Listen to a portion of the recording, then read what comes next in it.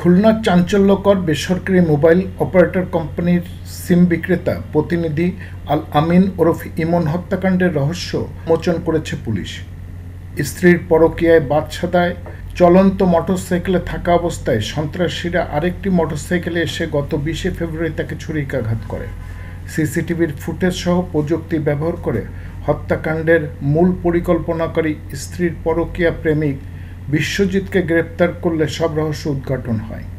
KMP সদর দপ্তরে আয়োজিত সংবাদ সম্মেলনে এমনই তথ্য জানান অতিরিক্ত পুলিশ কমিশনার কুতুবুদ্দিন।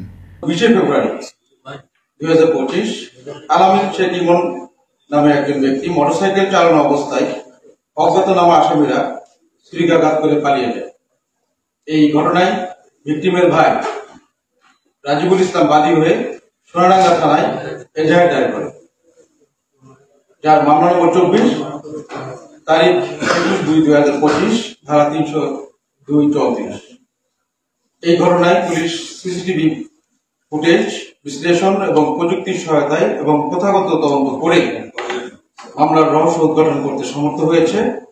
ইতিমধ্যে আসামি বিশ্বজিৎ সাহা পিতা মতিলাল সাহা তাকে গ্রেপ্তার করা হয়েছে এবং তিনি পুলিশের নিকট কিভাবে হত্যাকাণ্ড সংঘটিত হয়েছে, তিনি কিভাবে হত্যাকাণ্ডে জড়িত ছিলেন, কারা কারা হত্যাকাণ্ডে সংশ্লিষ্ট ছিলেন এবং কেন হত্যাকাণ্ড ঘটেছে সমস্ত কিছু পুলিশের কাছে এবং বিজ্ঞ আদালতে ফৌজদারি কার্যবিধি 164 ধারায় তিনি স্বীকারোক্তিমূলক জবানবন্দি দিয়েছেন এবং সেখানে কারা কিভাবে কেন হত্যাকাণ্ড সংঘটিত হয়েছে সম্পূর্ণ বিস্তারিতভাবে তিনি বর্ণনা করেছেন।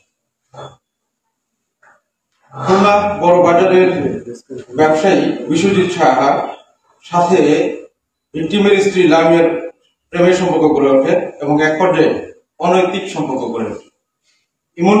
ইমন ঘটনাটি জেনে ফেলে এবং বিশ্বজিৎ সাহাকে ফোন করে কড়া ভাষায় গালিগালাজ করে। এর ফলে ইমন শায়েস্তা করার জন্য ইমনকে শায়েস্তা করার জন্য বিশ্বজিৎ সাহা তাকে হত্যার পরিকল্পনা করে। পরিকল্পনা বাস্তবায়নের জন্য তার ব্যবসা প্রতিষ্ঠানের পূর্বের কর্মচারী নাইম এবং আরেক ব্যক্তি মুন্সিকে নিয়ে মুন্সিকে 60,000 টাকায় ভাড়া করে। ঘটনার দিন সকাল 8:30টার সময় তিনি নাইম এবং মুন্সি ট্রাক স্ট্যান্ড কাঁচা বাজারের সামনে উপস্থিত হন। এ সময় আলামিন ওরফে ইমন মোটরসাইকেল সোনাডাঙ্গা থানাধীন 22 তলার সামনে এসে পৌঁছালে বিশ্বজিৎ সাহা ইমনকে চিনিয়ে দেয় এবং মোটরসাইকেল চালানো অবস্থায় নাইম এবং মুন্সি আলামিনের পেটে ছুরিকাঘাত করে পালিয়ে যায়। পরবর্তীতে আলামিন ওরফে ইমনকে হাসপাতালে নেওয়া হলে কর্তব্যরত চিকিৎসক তাকে মৃত বলে ঘোষণা করে। ঘটনার জড়িত আসামি অন্যান্য যারা আসামি আছেন তাদেরকে গ্রেপ্তারের জন্য অভিযান অব্যাহত আছে। একে গ্রেপ্তার করা হয়েছে এবং সে মাসিক করেছে। তার স্ত্রীর সাথে একটা আসামি যাকে গ্রেপ্তার করা হয়েছে তার একটা পরকীয়া সম্পর্ক ছিল, সে স্বীকার করেছে এবং একে যে হত্যা করা হবে এই বিষয়টা এর স্বীকারোক্তি মতে, আসামির স্বীকারোক্তি মতে এটা হচ্ছে যে মারা গিয়েছে আলামিন, তার এবং যে মেরেছে বিশ্বজিৎ সাহা, তাদের মধ্যে খুব কড়া কথোপকথন হয়, গালিগালাজের মতো ঘটনা ঘটে এবং তাদের মধ্যে যে দ্বন্দ্ব, এই দ্বন্দ্বের কারণে সে এই হত্যার শিকার হয় এবং এর সাথে এই আসামির স্বীকারোক্তি মতে বা তার দেওয়া তথ্য মতে লামিয়া এটা কিছু জানত।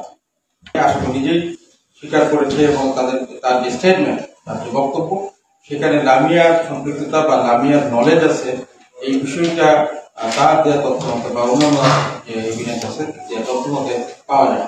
কারণ আমাদের তদন্তের মেইন উদ্দেশ্য হচ্ছে দোষীকে আইনের আওতায় এনা আর নিরাপদ ব্যক্তিকে আইনের আওতা মানে আইনের শাস্তি থেকে মুক্ত রাখা। এই সময় মেট্রোপলিটন পুলিশের উপ পুলিশ কমিশনার দক্ষিণ মোহাম্মদ মনিরুজ্জামান মিঠু, সোনাডাঙ্গা থানার অফিসার ইনচার্জ শফিকুল ইসলাম উপস্থিত ছিলেন।